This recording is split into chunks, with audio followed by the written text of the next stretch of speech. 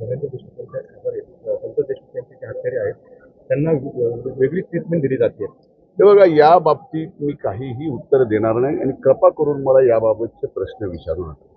मी स्पष्टपणानं सांगितलंय की स्वर्गीय संतोष देशमुखांचे जे हत्यारे आहेत, ज्यांनी निर्गुण हत्या केली आहे, त्यांना फास्ट ट्रॅकच्या कोर्टामध्ये ही केस लढवून तात्काळ फाशी द्यावी.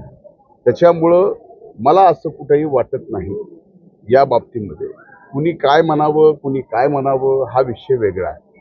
पण आता न्यूज व्हॅल्यू करायची आहे, तुम्हाला पण बातमी पाहिजे, तुम्हाला पण TRP पाहिजे, त्याच्याशिवाय ॲड मिळत नाही, ॲडला रेट चांगला मिळत नाही. त्यामुळे ह्या सगळ्या गोष्टी आहेत ना.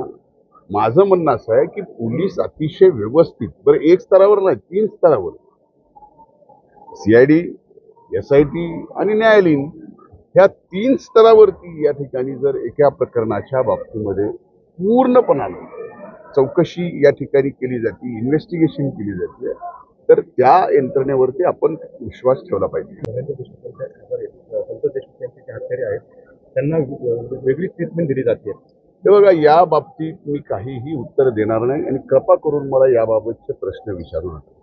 मी स्पष्टपणानं सांगितलंय की स्वर्गीय संतोष देशमुखांचे जे हत्यारे आहेत, ज्यांनी निर्गुण हत्या केली आहे, त्यांना फास्ट ट्रॅकच्या कोर्टामध्ये ही केस लढवून तात्काळ फाशी द्यावी.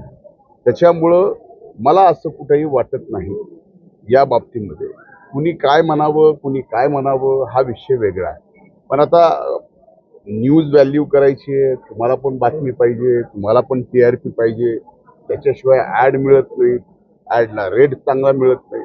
त्यामुळे ह्या सगळ्या गोष्टी आहेत ना. माझं म्हणणं असं आहे की पोलीस अतिशय व्यवस्थित, बरं एक स्तरावर नाही 3 स्तरावर, CID, SIT आणि न्यायालयीन, ह्या 3 स्तरावरती या ठिकाणी जर एका प्रकरणाच्या बाबतीमध्ये पूर्णपणाने चौकशी या ठिकाणी केली जाते, इन्व्हेस्टिगेशन केली जाते, तर त्या यंत्रणेवरती आपण विश्वास ठेवला पाहिजे. महाराष्ट्रातील सर्व बातम्यांचे विश्वासार्ह व्यासपीठ,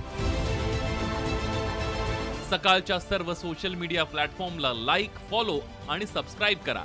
तसंच सर्व नोटिफिकेशनसाठी बेल आयकॉन प्रेस करायला विसरू नका.